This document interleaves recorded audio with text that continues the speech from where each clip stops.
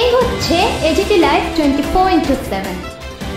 ये है AGT live 24/7। This is AGT Live 24/7।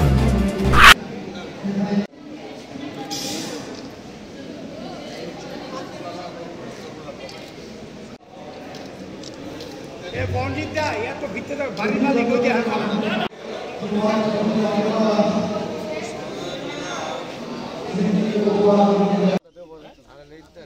Outline লাগবে আউটলাইন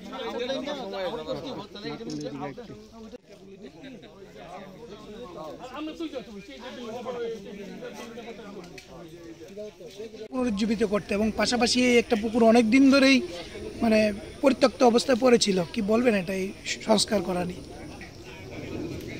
আমাদের আগরতলা পৌর নিগম আমাদের ভারতীয় জনতা পার্টির নেতৃত্বে গঠিত হওয়ার পর, বিশেষ করে 2018 সরকার আসার পর সারা রাজ্যের উন্নয়নের সঙ্গে আগরতলা শহরেও সার্বিক উন্নয়নের দিকে আমরা লক্ষ্য রেখে কাজ শুরু করেছিলাম। তখন আমাদের কাছে যে পরিত্যক্ত পুকুরগুলি ছিল, রাস্তাঘাট, নিকাশি ব্যবস্থা, আলো ব্যবস্থা, পাশাপাশি পরিত্যক্ত পুকুরগুলিকে সংস্কার করে তাদের ব্যবহারযোগ্য করে মানুষের কাছে সৌন্দর্যের মাধ্যমে তুলে দেওয়ার কাজ আমরা হাতে নিয়েছিলাম। তো আগরতলা শহরে অনেকগুলি পরিত্যক্ত পুকুর অলরেডি আমরা কাজ শেষ করেছি এবং বিউটিফিকেশনের মাধ্যমে মানুষ ব্যবহারও করছে। আজকে আগরতলা পৌর নিগমের 46 নম্বর ওয়ার্ড অন্তর্গত আমাদের এগ্রিকালচার অফিস এবং ফুড গোডাউনের পিছনে যে পুকুরটা দীর্ঘদিন সংস্কার অভাবে ছিল, পরিবেশ এখানে বলবো যে নষ্ট হয়ে গিয়েছিল। যাই হোক, এই এলাকার মানুষের দাবি এবং প্রত্যাশা ছিল যে এই কাজটা করার জন্য আমাদের যিনি কর্পোরেটরই ও আমার সাথী প্রসেনজিৎ লোধ মহোদয় উদ্যোগ গ্রহণ করেছেন। তো আজকে আমরা এখানে পরিদর্শনে এসেছি, খুব আনন্দিত যে পুকুরটা সংস্কার করা হয়েছে আগরতলা পৌর নিগমের পক্ষ থেকে। আমরা অমৃততে আমাদের এডিবি ফান্ডেও আমরা এটা প্রস্তাব রেখেছি, যদি আমরা এনএসি পেয়ে যাই আমরা আশা করবো যে এই জায়গাটা একটা পার্ক, উদ্দেশ্য পার্ক করা এবং পুকুরটাকে চারদিকে পাড় বাঁধিয়ে আলোর ব্যবস্থা করে যাতে এলাকার লোক বিভিন্ন ধর্মীয় বা অন্যান্য সামাজিক কাজে ব্যবহার করতে পারে, সেদিকে লক্ষ্য রেখে আমরা কাজটা করব। তো আমি কর্পোরেটর প্রতিনিধিকে ধন্যবাদ জানাই। তো আমরা আগরতলা পৌর নিগম আগরতলা শহরকে নতুনভাবে সাজিয়ে তোলার চেষ্টা করছি সার্বিক ভাব দিয়ে।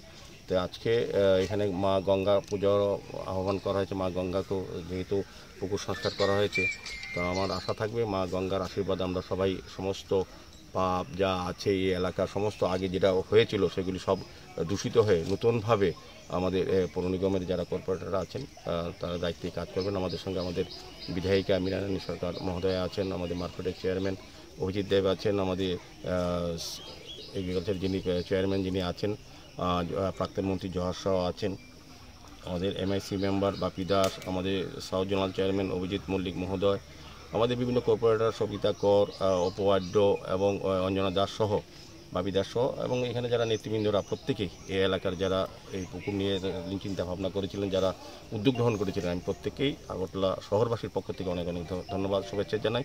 আগামী দিনেও আমাদের অনেক পরিকল্পনা আছে আগরতলা শহরকে সুন্দরভাবে সাজানো এবং এই ধরনের পরিত্যক্ত পুকুরগুলি সংস্কার করে মানুষের কাছে ব্যবহারযোগ্য করা এবং পরিবেশ রক্ষার ক্ষেত্রে আজকে যেমন 46 নম্বর থেকে বন উৎসবের আয়োজন করা হয়েছে।